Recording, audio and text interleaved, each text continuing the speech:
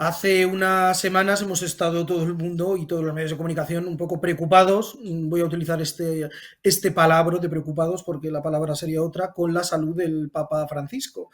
Y durante esta preocupación y ante la supuesta inminencia de un cónclave que parece ser, porque se ha recuperado, no va a tener lugar, ha aparecido, o reaparecido, mejor dicho, en los medios de comunicación una figura particular, el Papa Pedro III de la Iglesia Palmariana de la Santa Faz, bueno, lo que conocemos comúnmente como el Palmar de Troya, donde volvía un poco al discurso eterno de esta pseudo-religión, que es decir, que el verdadero vicario de Cristo en la tierra no está en el Vaticano, sino que está en un pueblo de Sevilla, el Palmar de Troya. Y para hablar de todo este tema, aprovechando esta perchita, digo, vamos a recordar la historia del Palmar de Troya, que son de esas historias que ocurren en España y a veces resultan increíbles. Y hace 3 años, en 2021, se publicó este libro, Milagro, Estas y sus sombras en el Palmar de Troya, y tenemos al autor de este libro, a Jorge de Carlini. Jorge, muchas gracias por estar con nosotros. ¿Qué tal? Encantado, David, de estar aquí. Bueno, lo primero de todo, te pregunto directamente, ¿cómo llega a ti la historia del Palmar de Troya? Sé que tú eres andaluz, eres de Cádiz en concreto, o bueno, yo creo que en toda España, sobre todo los de una edad en concreto, habíamos oído hablar mucho del Palmar, pero ¿cómo le llega a uno la idea de decir, voy a embarcarme y contar de verdad qué narices hay detrás de esta historia un tanto rocambolesca? Sí, bueno, la génesis creo que se puede dividir en dos. Por un lado, que como dices, yo soy de Cádiz, del puerto de Santa María, y de pequeño de ir mucho a Sevilla, he vivido en Sevilla, pues pasaba por delante de esa basílica que se ve desde la carretera, que está ahí recortada en el horizonte.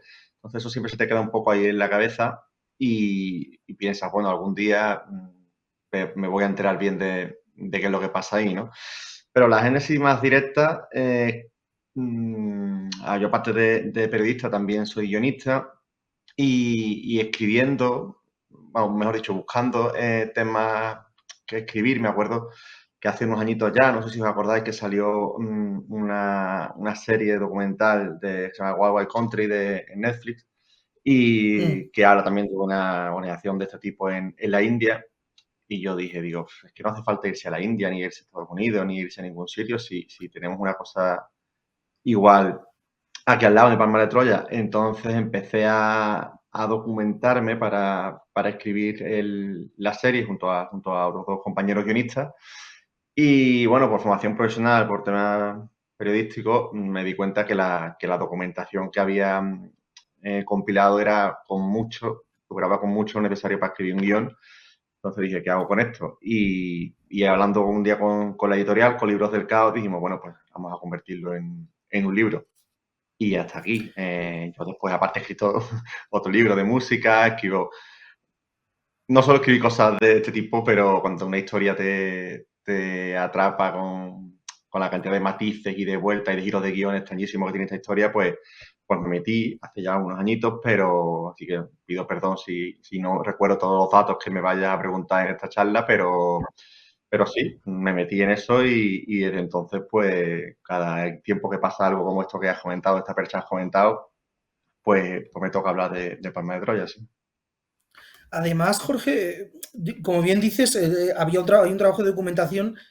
Yo creo que es el típico libro de compilación, es decir, la historia del Palmar, como bien dices. Bueno, hubo una época en los medios de comunicación que era casi un subgénero periodístico hablar del Palmar de Troya, pero claro, se había tomado la trabajera, porque es una trabajera, de compilarlo todo y darlo sentido cronológico y contextualizarlo en, bueno, el casi más de medio siglo que ha pasado desde que empieza el Palmar de Troya. Para entrar ya de lleno en la historia, te pregunto, a raíz de un documental que se hizo público hace 3, 4 años, creo recordar, incluso algo más, tu libro y alguna serie de noticias relacionadas con el Palmar de Troya, hubo una generación nueva que descubrió el fenómeno del Palmar de Troya. Pero si hay que explicar solo a alguien que no haya oído nunca hablar del Palmar de Troya o que viene, no sé, de una nave espacial y se encuentra con esto, ¿tú cómo le explicarías en pocas palabras lo que es el fenómeno del Palmar de Troya? Bueno, el fenómeno de Palma de Troya, si queremos con el origen. El origen es para entender un poco cómo ha perdurado hasta nuestros días. El Palmar de Troya es un municipio, una aldea, ahora es un pueblo independiente, pero antes era una aldea cerca de Utrera, en Sevilla. Y allí aconteció una de tantas apariciones marianas o supuestas apariciones marianas que se registraron en el tardofranquismo. Y aquello podría haber sido pues una nota al pie más en la hemeroteca o una anécdota que se hubiese borrado en el olvido, pero todo cambió por la aparición de dos personas, de dos hombres, que son Manuel y Clemente, que ellos llegaron al sitio indicado en el momento justo y aquella cosa que podía haberse quedado una anécdota, pues se convirtió en un imperio que dura ya, pues eso, más de medio siglo. ¿En qué se fundamenta todo esto? En decir que la Iglesia Católica está desvirtuada, está prostituida, que ya la humanidad no puede confiar en ella y el sitio donde se guardan las esencias del catolicismo más rancio, más puro, es el Palma de Troya. ¿Por qué? Pues porque uno de sus fundadores, Clemente, aparentemente hablaba directamente con la Virgen, con Jesucristo, con todos los santos del cielo y fue quien sirvió de transmisor de la supuesta voluntad. Desde entonces hasta hoy, adaptándose a los tiempos, intentando sobrevivir de la manera que pueden, con ciertos repuntes en su historia, siguen todavía. Así que ese podemos decir que es el resumen de una supuesta aparición mariana hasta la actualidad. Oye, Jorge, además, el contexto histórico en el que se produce es muy importante. En los años 60, 70, todos estos fenómenos más o menos sí, desgajados de la Iglesia Católica de Roma se dan no solo en España, sino en otros lugares. Hay una crisis muy importante dentro de la Iglesia. Bueno, hay todo un movimiento que son los sedevacantistas que consideran que desde Pío XII ningún pontífice es válido. Y bueno, había voces muy críticas contra Pablo VI porque lo consideraban demasiado aperturista. Un poco nos suena a lo que pasa hoy en día con la figura del Papa Francisco. En mitad de todo este contexto, en el año 1975, que si ya nos lo llevamos a nuestro territorio, agonía y muerte del dictador Francisco Franco, se presenta un señor vietnamita, le Ductó, y empieza a nombrar obispos, pero vamos, como que fuese una churrería, y el Palmar se convierte en una especie de fábrica de obispos. En el año 78 se fallece Pablo VI y es cuando se suma a la corriente sedevacantista Clemente Domínguez, pero hasta antes de centrarnos en lo que pasa del 78 para acá, quiero preguntarte por dos elementos previos al 78. Uno, ¿cuál fue la reacción bueno, pues de la España del final del franquismo y del inicio de la democracia posfranquista directamente y de la Iglesia Católica? Y por otro lado, ¿de dónde salen Manuel y Clemente? ¿Cómo se forma esta pareja de dos pillos que, bueno, que llegan a este universo y uno acaba autonombrándose papa? Bueno, pues Manuel y Clemente son dos personas que no se conocen previamente, pero coinciden en lo que antes era un campo, un sembrado, que no había nada más, pero era el sitio donde se concentraban las supuestas apariciones, porque Clemente no fue el pionero, no fue el primer persona que se autoproclamó vidente, sino que empezaron allí a repartirse el pastel, por así decirlo, aunque con un fin más folclórico que económico realmente. Al principio fueron varias mujeres, eran señoras mayores que decían que veían a la Virgen y después se fue repartiendo un poco por edad. Entonces allí se conglomeraban personas de muchos puntos de la provincia de Sevilla, incluso de la provincia de Cádiz, con un ambiente de recogimiento, de oración, todo más mariano y todo más blanco, por así decirlo. Estos dos, Manuel y Clemente, se encuentran allí, se conocen y bueno, esa parte de la historia queda un poco reservada a la imaginación porque en ningún sitio está contemplado, pero ellos ven que ahí pueden hacer fortuna y carrera. Entonces empiezan a erigirse, por diferenciar un poco los roles, Clemente es el cariño, el extrovertido, que se gana el cariño de cualquiera y empieza a decir que ven más a la Virgen que nadie y sus éxtasis son más espectaculares que ninguno. Y Manuel es el cerebro, la mente que hay detrás, el que es capaz de vislumbrar que por ahí hay un camino provechoso y el que se coloca detrás en sentido figurado, de Clemente y el que empieza a decir, vamos a ir haciendo una cosa, vamos haciendo la otra. y la mente económica, por supuesto, y la mente empresarial. Entonces, se empiezan a hacer poco a poco con el control de la zona, llegan muchas personas de fuera, gente con dinero de Madrid, de Zaragoza, que empiezan a intentar comprar la zona, el campo donde supuestamente se producían los prodigios.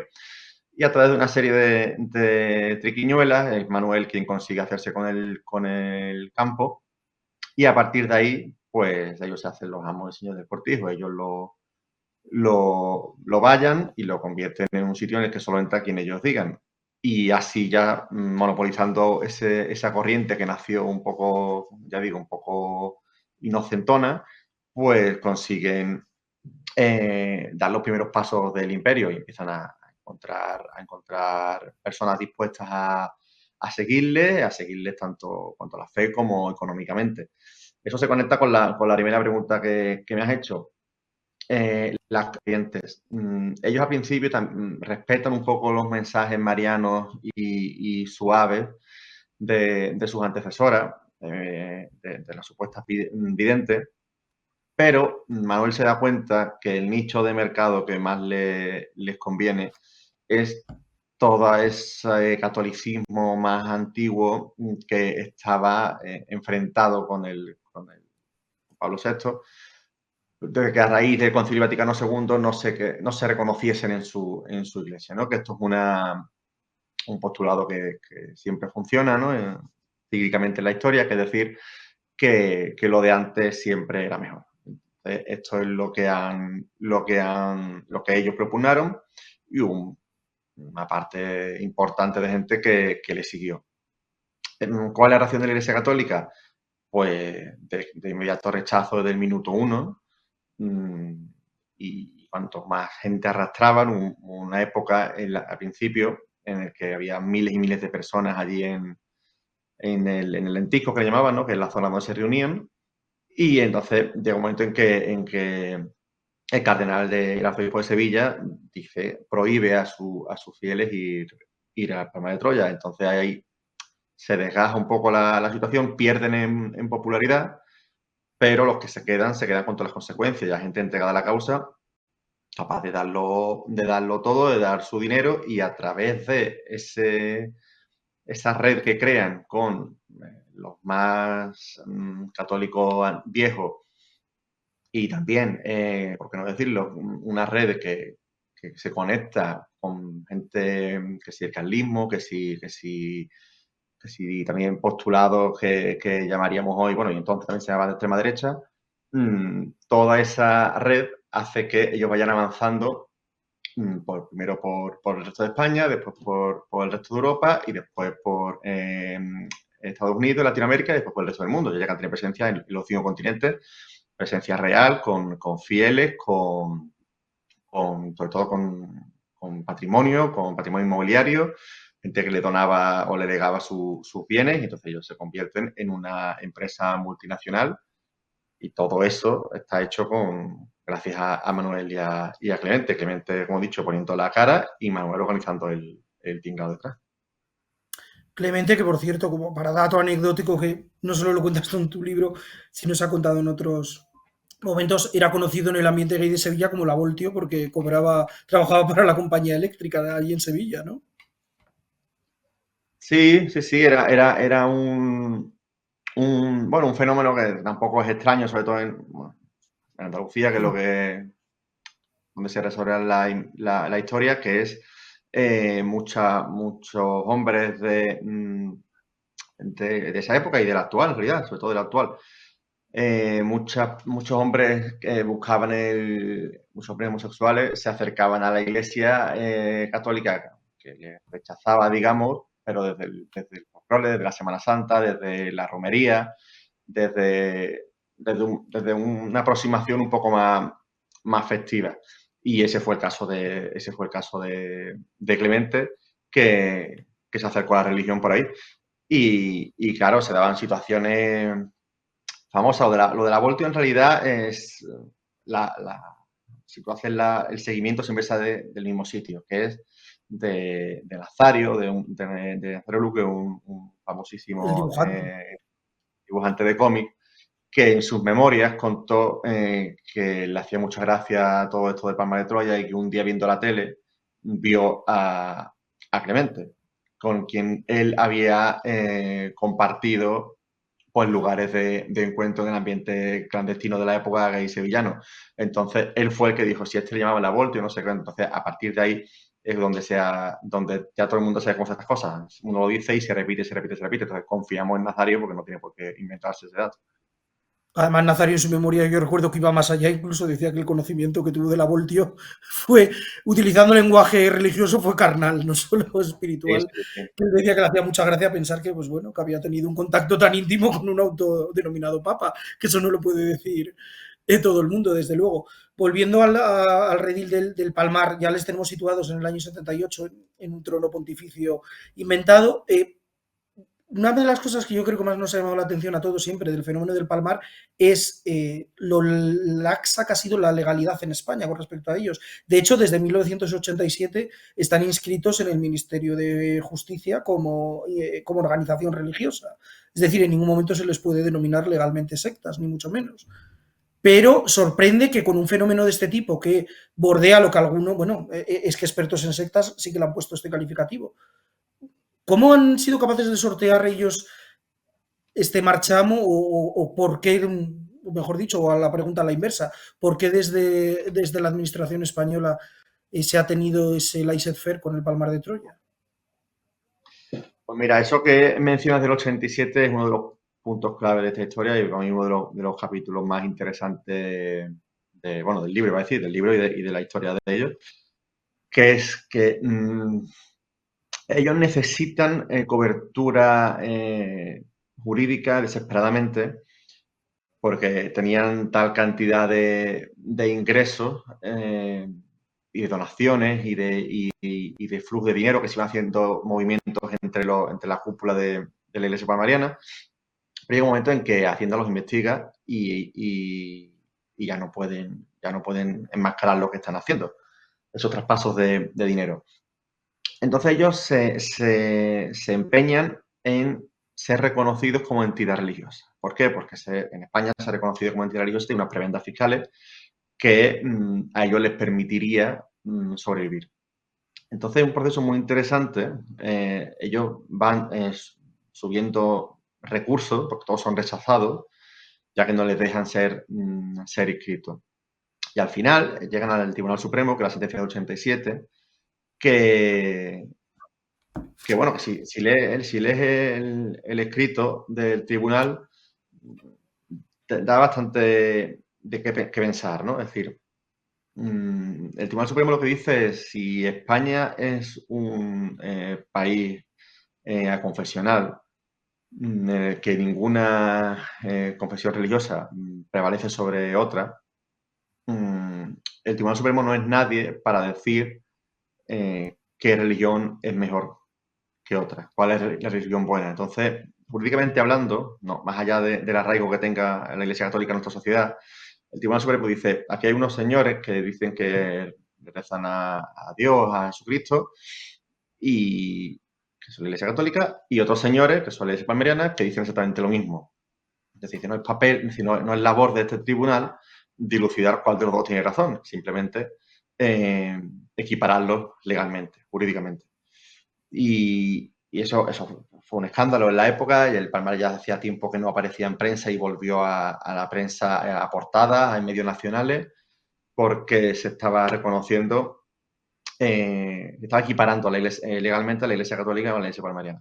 Fue una sentencia pionera y después de eso han venido un montón de asociaciones religiosas o como las queremos llamar, sectas, como queremos decir, que, igual, que han logrado ese reconocimiento o esa figura jurídica y es lo que hace que sigan en pie. Ya según la postura que cada uno quiera coger, desde el punto de vista jurídico está bastante claro. No, si tú eres aconfesional, si eres laico, no puedes decir qué religión es la buena. Entonces, lo que hacen es que todas las religiones son iguales. Otro tema es otro melón que quizá es más interesante en este tiempo, es decir, si las religiones, las agrupaciones religiosas deberían tener esas prebendas fiscales. Si eso no la tuvieran, pues a lo mejor iglesias como la de Palmariana no podría sobrevivir. Pero como hoy en día sigue siendo así, a nivel jurídico no hay ninguna diferencia entre las dos entidades. Claro, llegando un poco al tema este de ser presuntamente una secta, es verdad que yo creo que a veces desde los medios de comunicación el Palmar de Troya se ha visto como algo muy folclórico y casi esperpéntico, digno de Berlanga, y nos hemos olvidado un poco de la parte más oscura y no solo por las triquiñuelas legales o económicas, sino también porque hay historias de personas, muchas las recoges en tu libro, bueno, pues de personas que bien tienen familiares dentro del Palmar de Troya y no tienen manera de contactar con ellos, historias de personas que se han salido del Palmar de Troya y han contado cosas, y bueno, la sombra de los presuntos abusos en el amplio sentido del término siempre ha estado ahí, y eso yo sí que creo que es la parte un poco más siniestra de toda esta historia y que creo que a veces le hemos mirado con cierto desdén los medios de comunicación, este punto tan oscuro. No, eso sin ninguna duda. Esta historia es una tragicomedia. Es imposible, sobre todo en la primera etapa, desligar la narración de un tono cómico. Un tono cómico no hace falta ni imprimírselo, sino que la mera narración de los hechos ya tiene ese componente cómico. Pero es verdad lo que dices de la mirada de los medios, ¿no? Que ese asunto como de la Baja Andalucía y esas cosas que bueno, que siguen estando en menor medida, pero antes estaba mucho más potenciado. Aunque hay que decir, esto también la gente se sorprende mucho, que desde el primer momento el Palmar de Troya tuvo una vocación, digamos, la Iglesia palmariana tuvo una vocación de apertura al extranjero y desde el principio su caudal económico no llegaba de Sevilla ni del resto de Andalucía, llegaba de Madrid y llegaba sobre todo de otros países. Es decir, que el tema de aquí, de dónde han sacado el dinero esta gente, no lo han sacado de aquí. Es decir, si a quién han engañado, si es la pregunta directa, han engañado a gente de fuera. Pero, dicho esto, desde luego, yo en el libro recojo algunos testimonios, pero bueno, no haría falta ni recordarlo porque es lógico, pero como dices que con mucha razón que el foco se pone en otro sitio, pues sí, hay que recordar que esto al final es una prisión mental o anímica, pero una prisión donde han estado encerrados pues miles y miles de personas durante décadas. Algunas no han salido nunca de ahí, otras al salir con muchas secuelas psicológicas. Yo en uno de los capítulos del libro hablo con un psicólogo especialista en sectas que trató a muchos de ellos. Y hay gente que ha perdido parte de su vida, gente que ha perdido mucho dinero, gente que ha estado separada de su familia y auténticos dramas personales como la gente quizás no se imagina o como cualquier otra organización de este nivel. Simplemente que cuando se habla del Opus Dei, por ejemplo, te metes más en el tema de víctimas y de personas que están detrás, pero si se habla de la Iglesia palmariana, como está localizada aquí, pues tiran más por el folclore, como tú lo has llamado, pero al final no hay ninguna diferencia. Y además, solo por puntualizar una cosa, hasta tal punto están tan enraizados en toda España. Yo soy de León, soy del norte de España. El León han tenido hasta, creo que siguen teniendo una capillita del Palmar de Troya. Tenían en un pueblecito de León y todos los fieles del noroeste tenían León y otro, creo que otro lugar en Galicia. Todos los fieles palmarianos tenían esos dos lugares para escuchar sus misas, por llamarlo de alguna manera, y en fin, para hacer sus actos religiosos. O sea que hasta ese punto ha llegado y como bien decías, a otros lugares del mundo. Yo recuerdo leyendo tu libro que había capítulos algunos tan escabrosos como el de, por ejemplo, un chico, creo que era cubano, que había estado dentro del Vaticano Chico, como lo llaman en Sevilla y en el Palmar, y que acabó ingresado en un hospital sevillano después de haber intentado, creo que era hacerse una ablación de los testículos, si mal no recuerdo. Y aquello sí que tuvo bastante repercusión en la prensa, pero lo que sorprende es que nadie preguntó. O sea, de repente aparece un chico de 25 años, latinoamericano, que se ha intentado supuestamente infligir una lesión autolítica de esa manera y nadie, o sea, nadie preguntó ni nadie investigó más allá, parece ser. Bueno, este hecho no es supuesto, este hecho es real, está documentado Claro. que se intentó auto mutilarse de esa manera. Eh, y bueno, tampoco fue el único, este fue el más llamativo, pero bueno, todo siempre tratado con ese, con esa patina de broma y superioridad moral. Porque, por ejemplo, una forma sencilla de explicar a la gente que no es de Sevilla, aunque bueno, yo no soy de Sevilla, soy de Cádiz, pero como Hmm. si puedo hablar con conocimiento de causa.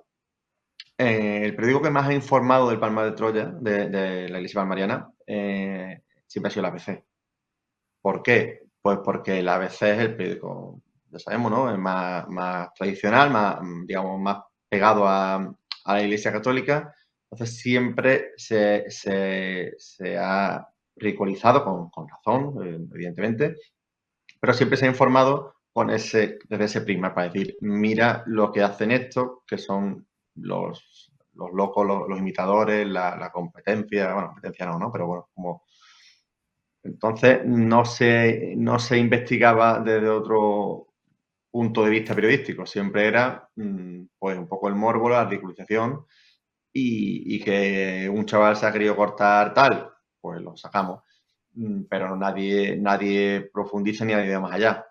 Entonces, entre que los que informaban aquí lo hacían de esa manera y los que venían de fuera, algunos de estos libros que se publicaron en los 70, venían como casi como estos exploradores que van a tribus recónditas de pérdida de la civilización, pues al final una de las cosas que sí me dice mucha gente que ha leído el libro, como YouTube al principio, es eso, es que hacía falta un poco de frozar elementos caricaturescos y elementos evidentemente inventados e intentar contar la historia lo más cercana posible a cómo pasó y cómo ha llegado hasta estos días. Entonces, casos estos espectaculares, pues sí, pues los ha habido, pero lo que dice, se le dio bombo desde el punto de vista de lo que sería un programa más sensacionalista y no tanto ahondando en la raíz del asunto.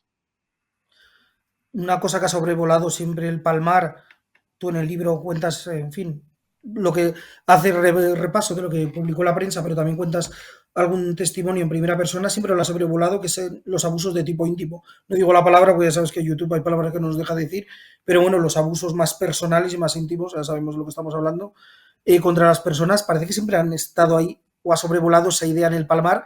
Me sorprende que se ha tocado siempre sin escandalizar a nadie, pero que se ha hablado de ello directamente en los medios. Quiero decir que no es un tema que estemos nosotros aquí abriendo por primera vez.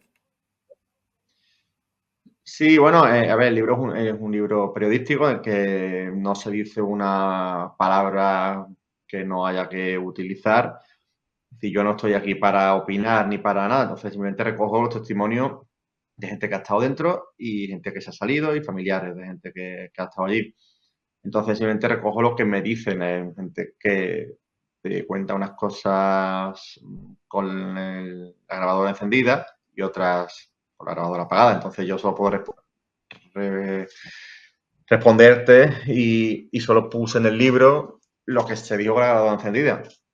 Entonces hay algunas insinuaciones, hay algunas acusaciones más contrastadas, pero, pero bueno, sí, eso al final es un elemento que también es muy llamativo y gravísimo, evidentemente, pero es un elemento de jerarquía, de posición de poder. Hay gente que al Palmar a ingresar como sacerdotes de ellos, claro, que eran chavales que venían desde otra punta del mundo, desde Latinoamérica, desde África, que cogían un avión y se metían lo que ellos creían que era una orden religiosa seria y entonces en ese ambiente, como cualquier otro que está tan jerarquizado, se puede dar abusos de de poder y abuso de todo tipo. Ya no sé qué palabra puedo utilizar y no, porque con lo de YouTube me ha dejado un poco, no sé qué decir, pero No, bueno, es la palabra conocida la que no podemos decir. El resto, pues, vale, vale, vale.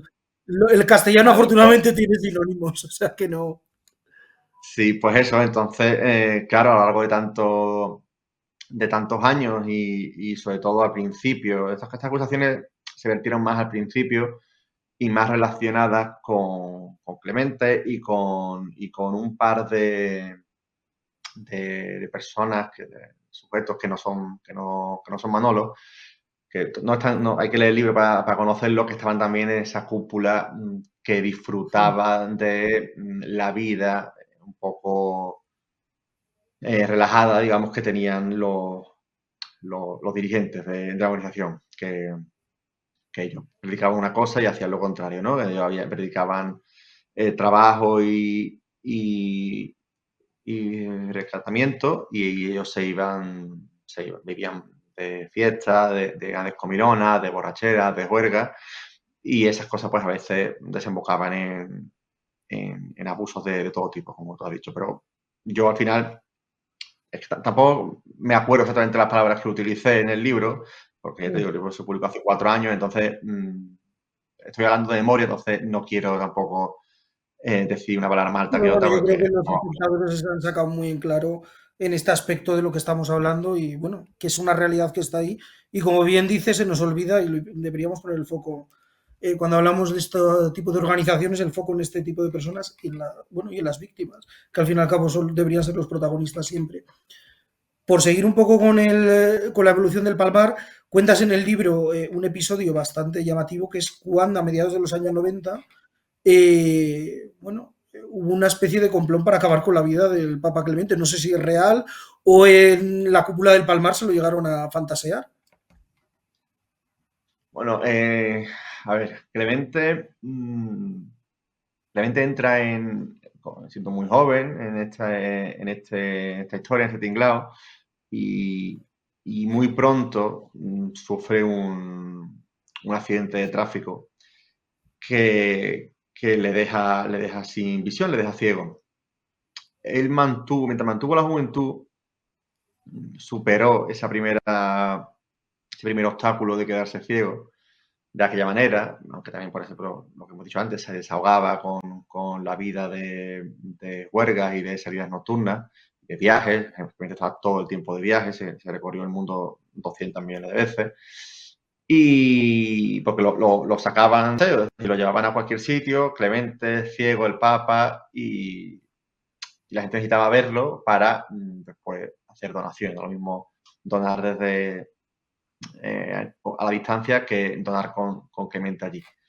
Entonces él, esa vida, ese ritmo de vida lo aguantó unos cuantos años, pero ya en los 90, que ya va casi 20 años metido en esto, ya las depresiones fueron mucho más profundas, mucho más severas y él estaba diciendo que iba a renunciar, siempre decía que iba a renunciar, pero Manolo no le dejaba, ¿no? Manolo era el que estaba diciendo, si este mes se nos va, se nos acaba el relato. Así que en ese periodo en el que él estaba muy mal psicológicamente hablando, incluso descuidando sus supuestas funciones, ¿no? Aparecía en la iglesia, en la basílica muy poco, cuando alguna vez apareció en estado de embriaguez.